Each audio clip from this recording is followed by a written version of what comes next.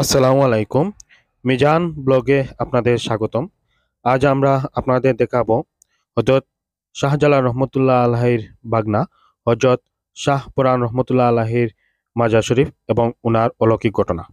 তার আগে আপনাদের কাছে অনুরোধ, যারা এখনো আমাদের ফেসবুক পেজটি ফলো করেননি আমাদের ফেসবুক পেজটি ফলো করবেন, এবং যারা আমাদের ইউটিউব চ্যানেলটি সাবস্ক্রাইব করেননি আমাদের ইউটিউব চ্যানেলটি সাবস্ক্রাইব করবেন।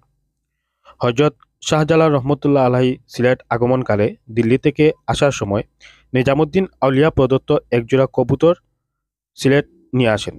কবুতরজোড়া সিলেট নিয়ে আসার পর বংশবৃদ্ধি পেতে থাকে এবং শাহজালালের কবুতর বলেই জালালি কবুতর নামে পরিচিতি পায়। ধর্মীয় অনুভূতির কারণে এ কবুতর কেউ শিকার করত না। শাহপরান এ বিষয়ে আমলে না নিয়ে প্রতিদিন একটি করে কবুতর খেতেন। কবুতরের সংখ্যা কম দেখে শাহজালাল অনুসন্ধানের মূল ঘটনা জেনে রাগান্বিত হন। একথা শাহপরান রহমতুল্লাহ আলাইহি জানতে পেরে গোপন করে রাখা মৃত কবুতরের পাক হাতে উঠিয়ে বাতাসে উড়িয়ে দিয়ে বলেন, আল্লাহর হুকুমে কবুতর হয়ে মামার কাছে মানে শাহজালালের কাছে পৌঁছে যাও। সাথে সাথে পাকগুলো এক ঝাঁক কবুতর হয়ে শাহজালালের কাছে পৌঁছে যায়। শাহজালাল বাগনাকে ডেকে বলেন, তোমার অলৌকিক সত্যি দেখে আমি সন্তুষ্ট হয়েছি, কিন্তু এভাবে প্রকাশ্য কেরামত প্রকাশ করা সঠিক নয়। সব মানুষের বুঝ সত্যি একরকম হয় না।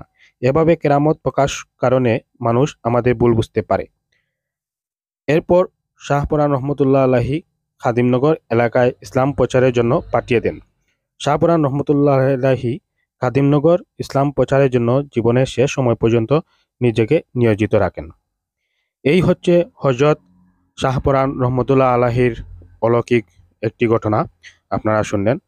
হজরত শাহপরান রহমতুল্লাহ আলাহি হজরত শাহজালাল রহমতুল্লাহ আলাহির বাগনা ছিলেন। তিনি হজরত শাহজালাল রহমতুল্লাহ আলাহি যখন সিলেটে আসেন, আপনারা হজরত শাহজালাল রহমতুল্লাহ আলাহির ঘটনা শুনেছেন। তিনি সিলেট তখন হিন্দু রাজ্য ছিল, এখানকার রাজা ছিল গৌরগোবিন্দ। সেই গৌরগোবিন্দ এখানে গরু জবাই নিষিদ্ধ করেছিল।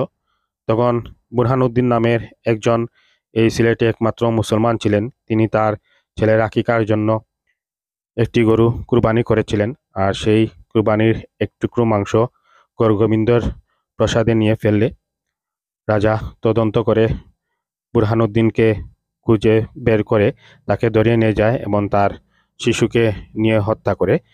এই অভিযোগ নিয়ে বুরহানুদ্দিন চলে যান ইয়েমেনে। সেই ইয়েমেনে হজরত শাহজালাল রহমতুল্লাহ আলাইহি মামা ঘটনা শুনে শাহজালালকে নির্দেশ দেন সিলেটে আসার জন্য। তখন তিনি সিলেটের জন্য প্রস্তুত নিয়ে রওনা দেন। তখনই হজরত শাহপরান রহমতুল্লাহ আলাহি ওনার সফরসঙ্গী হয়ে আসেন। এছাড়াও আরও 360 জন অলি হজরত শাহজালাল রহমতুল্লাহ আলাহির সফরসঙ্গী হয়ে এই সিলেটের মাটিতে আসেন। সম্মানিত দর্শক শ্রোতা, এই ছিল হজরত শাহপরান রহমতুল্লাহ আলাহির ঘটনা এবং জীবন কাহিনী আপনারা শুনলেন। সবাই ভালো থাকবেন, সুস্থ থাকবেন। দেখা হবে পরবর্তী অন্য কোনো ভিডিওতে। ভালো থাকুন। আসসালামু আলাইকুম।